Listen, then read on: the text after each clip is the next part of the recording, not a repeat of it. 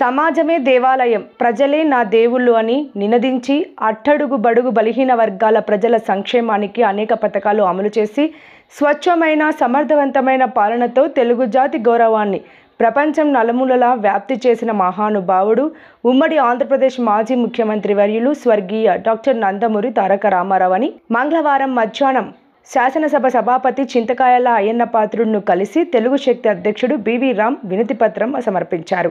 ఎన్టీఆర్ ఆత్మగౌరవం దినోత్సవంపై చంద్రబాబు దృష్టికి తీసుకెళ్లాలని శాసనసభ సభాపతి చింతకాయల అయ్యన్న పాత్రుడును ఈ సందర్భంగా రామ్ కోరారు.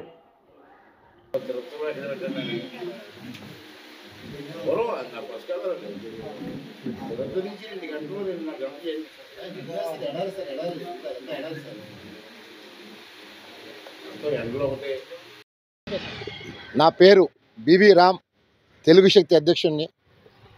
నేడు నర్సీపట్నం పర్యటనలో శాసనసభ సభాపతి శ్రీ చింతకాయల అయ్యన్న పాత్రుడును కలవడం జరిగింది.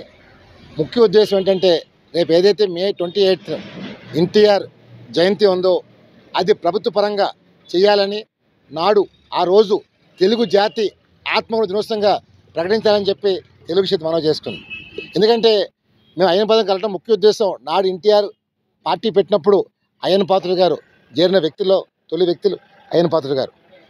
మరి ఈవేళ అలాంటి వ్యక్తులతో ఈవేళ మేము ప్రారంభించాం. డెఫినెట్గా రానున్న రోజుల్లో బుచ్చయ్య చౌదరి గారిని అన్ని జిల్లాలకు పర్యటించి డెఫినెట్గా చంద్రబాబు నాయుడు గారు రేపు మే 28 తెలుగు జాతి ఆత్మదివసంగా జీవో వచ్చేలాగా, ఇది నా ఆకాంక్ష కాదు, తెలుగు జాతి ప్రజల ఆకాంక్ష. మరి నాడు మనం చూసాం 82లో ఆ కాలం నాటిలో కాంగ్రెస్ ప్రభుత్వం పరిపాలించినప్పుడు ఆంధ్రప్రదేశ్ నుంచి చూశారు, మనల్ని మద్రాసే అనేవారు.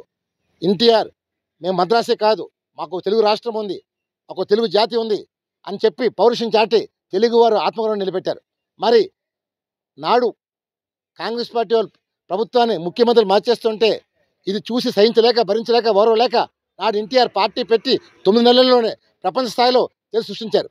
మరి ఇవాళ ఆయన ఎన్నో సేవా కార్యక్రమాలు, ఎన్నో పథకాలు, అయ్యే పథకాలు ఈరోజు కాంగ్రెస్ పార్టీ కానీ బీజేపీ పార్టీ కానీ అయ్యే పథకాలు పాటించారు. మరి అలాంటి అప్పుడు మేము ఒకటే కోరుతున్నాం, తెలుగు జాతి ఆత్మగౌరవ దినోత్సవంగా ప్రకటించమని చెప్పి కోరుతున్నాం. ఎందుకంటే ఇది యావత్తు తెలుగు జాతికి గర్వకారం. ఎన్టీఆర్ అంటే అన్న అని పిలిచిన ఏకైక వ్యక్తి ఈ రాష్ట్రంలో కానీ దేశంలో కానీ ప్రపంచంలో ఎవరు ఉన్నారంటే అది కేవలం ఎన్టీఆర్. మరి అలాంటి వ్యక్తికి చేయటం వల్ల నిజంగా తెలుగు జాతి కాదు యావత్ ప్రపంచం హర్షిస్తుంది. మరి నాడు స్వతంత్రం రావాలని, స్వార్థం నశించాలని ఎంతో మంది మహనీయులు పోరాడారు.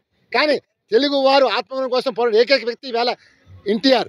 మరి ఇవాళ ఎన్టీఆర్ మీద ఏ పార్టీ కూడా, అటు వైకాపా కానీ, బీజేపీ కానీ, జనసేన కానీ, కమ్యూనిస్టు పార్టీ కానీ ఎవరు కూడా అభ్యంతరం చెప్పరు.